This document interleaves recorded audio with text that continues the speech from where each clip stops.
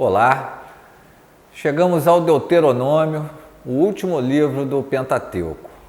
Como você poderá notar, ele contém algumas semelhanças com os demais livros do Pentateuco, mas em sua essência é diferente dos demais, pois ao contrário do Gênesis, Êxodo, Levítico e Números, que apresentavam um relato histórico dos acontecimentos, o Deuteronômio é um livro de oratória, uma coleção de 4 discursos feitos por Moisés para o povo antes do povo entrar na terra de Canaã. Na Septuaginta, este livro recebeu o nome Deuteronômio, que em grego significa segunda lei. Deuteros quer dizer segundo e nomos, lei. Então, Deuteronômio, segunda lei. Mas, na verdade, não se tratava, o livro de Deuteronômio não trata de uma segunda lei. Deus não deu aos israelitas uma segunda lei. Mas, na verdade, foi uma nova exposição da lei. Nós falamos na aula passada, no livro de Números, que aquela primeira geração de israelitas, a geração que recebeu a lei no Monte Sinai, ela toda, com exceção de Josué e Calebe, pereceu no deserto. Agora eles estavam no final da jornada, eles estavam acampados nas campinas de Moabe e eles só precisavam atravessar o Rio Jordão para entrarem na terra de Canaã. Moisés, então, ele faz uma nova exposição da lei para aquela geração, que na época do Sinai, eles não eram nem nascidos, ou se já fossem nascidos, eram muito pequenos. Então, essa nova geração recebeu essa exposição da lei nas campinas de Moabe. É disso que trata o livro de Deuteronômio. O nome hebraico do livro é Hadebarim, que significa as palavras. Mais uma vez, sempre o nome hebraico do livro tem relação com um termo retirado do primeiro versículo do livro.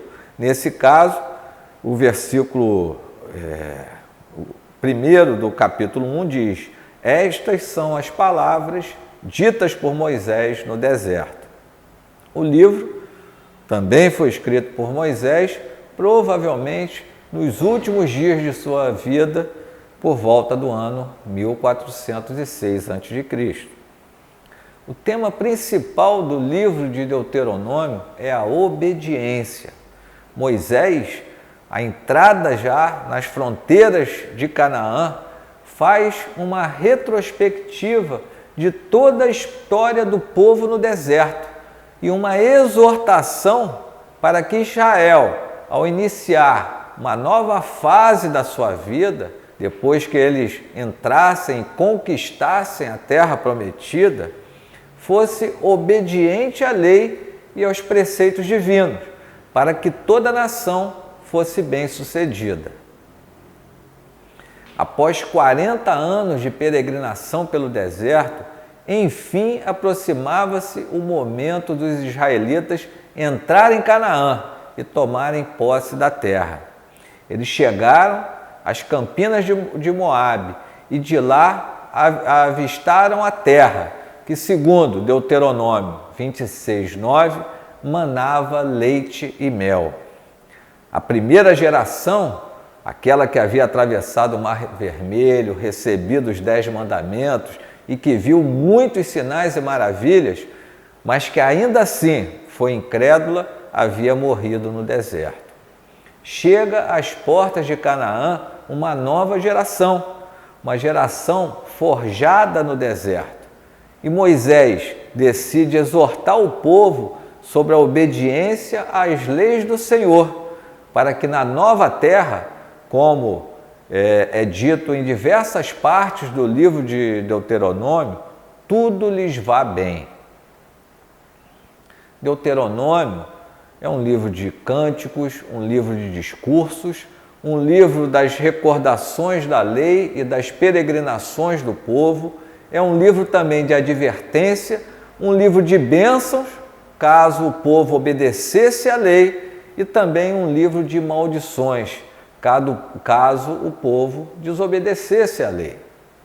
Deuteronômio, ele é considerado por muitos estudiosos, por muitos autores, como o livro mais importante do Antigo Testamento, pois ele é o livro mais citado por Jesus, ele contém 259 referências aos demais livros do Pentateuco e é citado 356 vezes pelos outros livros do Antigo Testamento e mais de 190 vezes pelo Novo Testamento.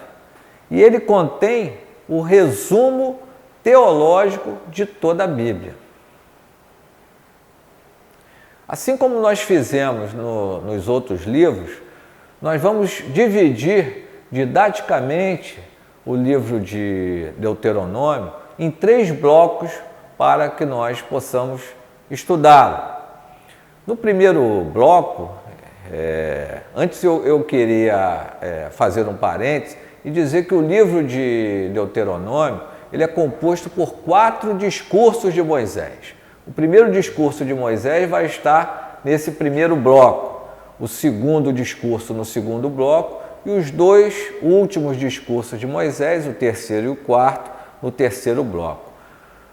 Do capítulo 1 ao capítulo 4, nós vamos chamar esse bloco de Olhando para Trás. Isso porque Moisés faz uma recordação, ele olha para trás e ele faz com que o povo relembre todas as grandes obras que Deus havia feito a esse povo durante aquela peregrinação de 40 anos pelo deserto. O segundo bloco, que vai do capítulo 5 ao capítulo 26, nós vamos chamar de Olhando para o Alto, porque no segundo discurso de Moisés, Moisés desafia o povo a olhar para Deus, a confiar em Deus, a entender que há um Deus que cuida deles. E no terceiro bloco, que vai do capítulo 27 até o capítulo 34, nós vamos chamar de Olhando para Frente. Nesse terceiro bloco, Moisés vai exortar o povo para que na nova fase da vida desse povo, já na terra de Canaã, esse povo obedecesse a Deus para que fosse abençoado. Nós vamos agora falar sobre talvez o texto mais importante do livro de Deuteronômio, que é o texto do capítulo 6, chamado pelos judeus, ainda hoje, de Shema. Shema significa ouvir. Isso porque o texto inicia com essa expressão, ouça, ó Israel. Para alguns teólogos, esse sermão de Moisés é o mais importante e é considerado como a confissão de fé do judaísmo. Vamos então nos aprofundar um pouco desse texto do capítulo 6. No versículo 4 diz, ouça, ó Israel, o Senhor, o nosso Deus, é o único Senhor. Essa pequena frase, o Senhor, o nosso Deus é o único Senhor, é uma frase extremamente importante e até mesmo revolucionária, pois pela primeira vez na história é enfatizado o caráter monoteísta de uma religião. Israel veio do Egito e ele vivia ali entre um povo que adorava muitos deuses. E ele estava prestes a entrar em Canaã e a viver junto a outros povos que também adoravam a muitos deuses. No entanto, nessa frase, Moisés ele não fala que o Deus de Israel ele era maior ou mais poderoso do que os outros deuses, mas ele fala que o nosso Deus, o Deus de Israel, é o único Senhor. Continuando no texto, no versículo 5, é dito o seguinte, Ame o Senhor, o seu Deus, de todo o seu coração, de toda a sua alma e de todas as suas forças. Esse mesmo texto que Jesus utilizou para falar, para responder ao fariseu sobre o maior mandamento da lei. No versículo 6 é dito que todas estas palavras que hoje lhe ordeno estejam em seu coração. Vamos comparar com o texto de Jeremias 31, 33. Jeremias 31, 33 diz o seguinte: esta é a aliança que farei com a comunidade de Israel depois daqueles dias, declara o Senhor. Porei a minha lei no íntimo deles e a escreverei nos seus corações. Serei o Deus deles e eles serão o meu povo. Esse texto profético de Jeremias nos aponta para o tempo em que, por meio de Cristo, que é o Verbo encarnado, a palavra encarnada, a lei de Deus seria escrita em nossos corações. Moisés, portanto, foi além do puro cumprimento da lei. A lei, mais do que apenas obedecida, deveria estar gravada nos corações do povo. Por fim, do versículo 7 ao versículo 9, o texto diz o seguinte: ensine-as com persistência a seus filhos, converse sobre elas quando estiver sentado em casa, quando estiver andando pelo caminho, quando se deitar e quando se levantar. Amarre-as como um sinal nos braços e prenda-as na testa. Escreva-as nos batentes das portas de sua casa e em seus portões. Os judeus ortodoxos, eles cumprem esse texto literalmente até os dias de hoje. Eles por meio de filatérios, eles prendem a palavra de Deus, amarram em sua testa, amarram nos seus braços e colocam no batente das portas de sua casa. Mas, mais do que o cumprimento literal da palavra, o que o texto realmente enfatiza é o zelo e o amor que devemos ter pela palavra de Deus. Compare com as palavras do salmista no Salmo 119, versículos 97, 103 e 105. Como eu amo a tua lei, medito nela o dia inteiro. Como são doces para o meu paladar as tuas palavras, mais do que o mel para a minha boca. A tua palavra é lâmpada que ilumina os meus passos e luz que clareia o meu caminho. Portanto, o que Moisés estava dizendo ao povo antes de atravessar o Jordão e entrar em Canaã era que Deus os tinha chamado para ser um povo que o amasse com todo o seu ser. E para demonstrar esse amor a Deus, eles deveriam amar e obedecer a sua palavra.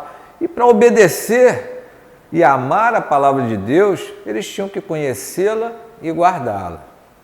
Esse, portanto, é o resumo dessa exortação de Moisés, que eles amassem a Deus com todo o seu ser, que conhecessem a palavra de Deus e transmitissem os ensinamentos dessa palavra às futuras gerações. No capítulo 34 de Deuteronômio, o texto vai falar sobre a morte de Moisés. Quando eles estavam nas campinas de Moabe, Moisés foi levado por Deus ao Monte Nebo e ali ele contemplou toda a terra de Canaã, já que Deus não permitiu que ele entrasse na terra prometida por causa de sua desobediência nas águas de Meribá. Moisés, que foi usado por Deus para trazer libertação ao povo de Israel e que liderou o povo durante os 40 anos de sua peregrinação pelo deserto, só teria a chance de olhar a terra prometida de longe e não poderia entrar nela. Em Deuteronômio 34, versículo 4, Deus diz a Moisés: Esta é a terra que prometi sob juramento a Abraão, a Isaque e a Jacó, quando lhes disse: eu a darei a seus descendentes. Permiti que você a visse com seus próprios olhos, mas você não atravessará o rio, não entrará naquela terra. Moisés, portanto, morreu no território de Moabe, sem ter tido a oportunidade de entrar em Canaã, com a idade de 120 anos. E ninguém, segundo Deuteronômio 34:6, jamais encontrou a localização de seu túmulo. Nós podemos até pensar que Deus foi muito duro com Moisés, um homem tão santo, e que seu pecado em Meribá, ao ter desobedecido a Deus, ao invés de falar à rocha, ter ferido a rocha 2 vezes, não ter sido assim tão grave. Mas Deus é soberano e Ele tem os seus próprios propósitos. O próprio Moisés nunca se queixou ou nunca murmurou contra a decisão divina. Esse homem, no entanto, foi tão importante que no livro de Judas, capítulo 1, versículo 9, diz que o seu corpo foi alvo de uma disputa entre o arcanjo Miguel e Satanás. A Bíblia também afirma em Deuteronômio 34, de 10 a 12, em Israel nunca mais se levantou profeta como Moisés, e a quem o Senhor conheceu face a face, e que fez todos aqueles sinais e maravilhas que o Senhor o tinha enviado para fazer no Egito contra o faraó, contra todos os seus servos e contra toda a sua terra. Pois ninguém jamais mostrou tamanho poder como Moisés, nem executou os feitos temíveis que Moisés realizou aos olhos de todo Israel. Assim como em todos os livros do Pentateuco, nós queremos agora apontar para Jesus no livro de Deuteronômio. Moisés disse assim em Deuteronômio capítulo 18, versículo 15: o Senhor, o seu Deus, levantará do meio de seus próprios irmãos um profeta como eu. Ouçam-no. No livro de Atos, o apóstolo Pedro, no seu famoso sermão, feito logo depois que ele tinha sido cheio pelo Espírito Santo em Pentecostes, afirma que este profeta que foi prometido por Moisés é o próprio Cristo. Isso está em Atos 3, 22. Deuteronômio, capítulo 21, versículo 23, também afirma que qualquer que for pendurado no madeiro está debaixo da maldição de Deus. Esta palavra, ela se cumpriu em Cristo, que foi morto numa cruz, que foi morto no madeiro, tomando sobre si o castigo integral dos nossos pecados. E assim se tornou maldição em nosso lugar. Isso está em Gálatas 3,13, que diz: Cristo nos redimiu da maldição da lei, quando se tornou maldição em nosso lugar, pois está escrito: maldito todo aquele que for pendurado no madeiro. Chegamos ao final do nosso curso sobre o Pentateuco. Tentamos demonstrar nesse curso que, diferentemente do que muitos pensam, o Pentateuco não trata apenas da lei e da história de Israel. Ele é um conjunto de livros importantíssimos, pois ele provê o plano de fundo histórico e teológico necessário para a compreensão de toda a revelação bíblica. Esses livros foram muito importantes para os apóstolos e para Jesus, que citou seus textos inúmeras vezes em seu ministério. E o mais importante, esses textos nos apontam sempre para Jesus. Assim, em Gênesis, Jesus é o descendente da mulher que pisou a cabeça da serpente. Em Êxodo, ele é o Cordeiro Pascal. Em Levítico, ele é apresentado como nosso sumo sacerdote. Em Números, ele é a rocha que foi ferida e que faz jorrar a água viva. E em Deuteronômio, ele é o profeta que foi indicado por Moisés. Espero que você tenha gostado do curso e que ele inspire você a ler e a descobrir muitos ensinamentos, muitos outros ensinamentos preciosos desses 5 livros da Bíblia. Fiquem com Deus e que Ele nos abençoe.